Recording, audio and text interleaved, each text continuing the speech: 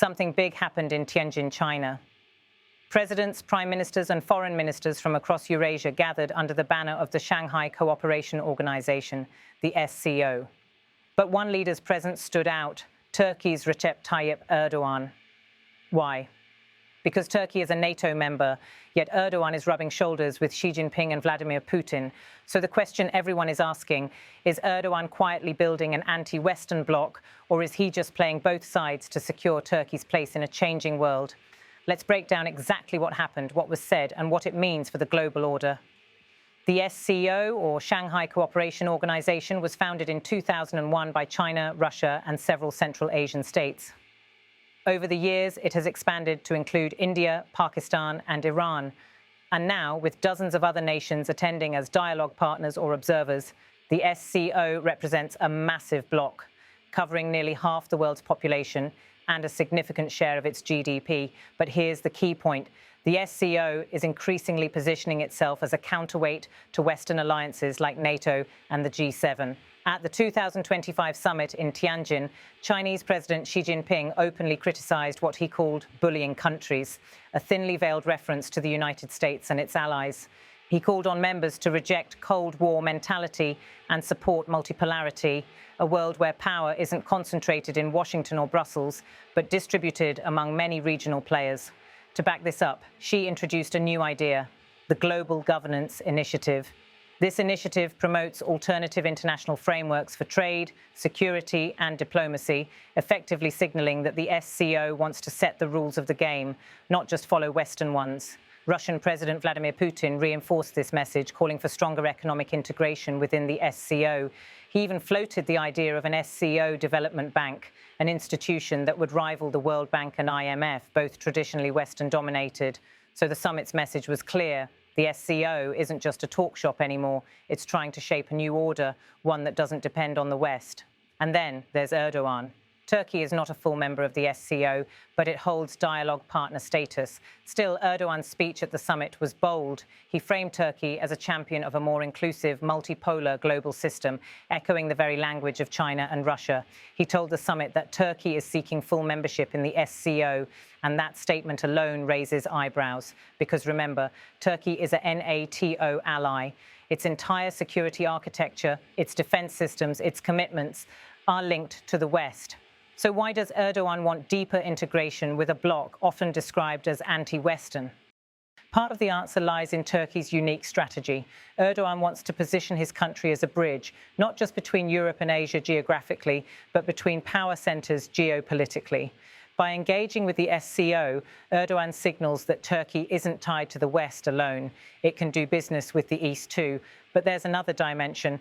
Erdogan sees the SCO as a stage where Turkey can play a leading role. In NATO, Turkey is one of 32 members, often clashing with Washington and Brussels.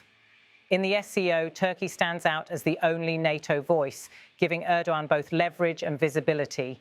His language was carefully chosen. He spoke of the need for fairer economic development, greater respect for sovereignty, and stronger global peace efforts.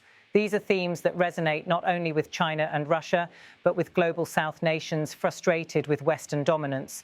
Of course, summits like the SCO aren't just about big speeches. They're about the one-on-one meetings that happen on the sidelines. And Erdogan kept himself busy. First, his meeting with Vladimir Putin. The two leaders discussed Ukraine. Erdogan emphasized that Turkey is still working for a fair and lasting peace, reminding Putin that Istanbul hosted some of the earliest negotiation efforts back in 2022. But beyond Ukraine, they talked Gaza, Syria, and the South Caucasus. Erdogan even invited Putin to visit Turkey, an invitation full of symbolism, given that Western leaders have largely isolated the Russian president since the full-scale war in Ukraine. Then came Erdogan's engagement with Xi Jinping. China and Turkey already share nearly $50 billion in trade, but Erdogan's goal is to make it balanced and sustainable. They also discussed counter-terrorism cooperation, as both Ankara and Beijing frame separatist movements, whether Kurdish or Uyghur, as security threats. For Erdogan, closer ties with China mean not only economic benefits, but also strategic diversification away from dependence on Europe. Erdogan didn't stop there. He met with Armenian Prime Minister Nikol Pashinyan and Azerbaijani President Ilham Aliyev, trying to push forward peace in the South Caucasus after years of bloody conflict over Nagorno-Karabakh. He also sat down with the Pakistani Prime Minister, where both leaders condemned Israeli actions in Gaza and reiterated their commitment to Palestinian statehood. When you add all this up, a pattern emerges. Erdogan is inserting Turkey into every major flashpoint: Ukraine, Gaza, Syria, the Caucasus, positioning himself not just as a participant, but as a mediator. So what does all this mean? On the surface, Erdogan's moves could be read as Turkey inching closer to an anti-Western bloc. After all, he's sitting beside Xi and Putin, using language that mirrors theirs and pushing for full membership in the SCO. But the deeper picture is more complicated. Let's start with the case for Turkey's pivot. Erdogan has clashed with the West repeatedly, from disputes with Washington over Syria to frozen EU accession talks to sanctions threats. Turkey recently suspended trade and airspace access for Israel, marking one of the harshest moves by a NATO ally against Tel Aviv. By engaging with SCO nations, Erdogan is signaling that Turkey can and will seek partners outside the Western orbit. Yet there's a counterpoint. Turkey is still firmly in NATO. Its defense minister just last month reaffirmed that Ankara's top priority is fulfilling its NATO responsibilities. Turkey relies on NATO defense systems, and despite buying Russian S-400 missiles in the past, its long-term military structure is tied to the West. In other words, Turkey isn't leaving NATO. It's hedging, it's building leverage by showing it has options. And that's where Erdogan's genius or opportunism comes in. He knows that by flirting with Russia and China, he creates pressure on the West to take Turkey's interests more seriously. At the same time, he tells Moscow and Beijing, look, Turkey can give you access to NATO's neighborhood. It's a balancing act, but a dangerous one, because the more Turkey leans toward the SCO, the more suspicion it stirs in Brussels and Washington. So what are the real-world consequences if Erdogan is quietly building an anti-Western bloc? First, NATO unity could be tested. Imagine a future where Turkey, a NATO member, also sits inside the SCO alongside Russia and China. How does NATO plan collective defense when one of its members shares a table with the very powers it defines as strategic rivals? Second, the Middle East balance shifts. Turkey's alignment with Pakistan, China and Russia on condemning Israel puts it at odds with the United States, which continues to back Tel Aviv.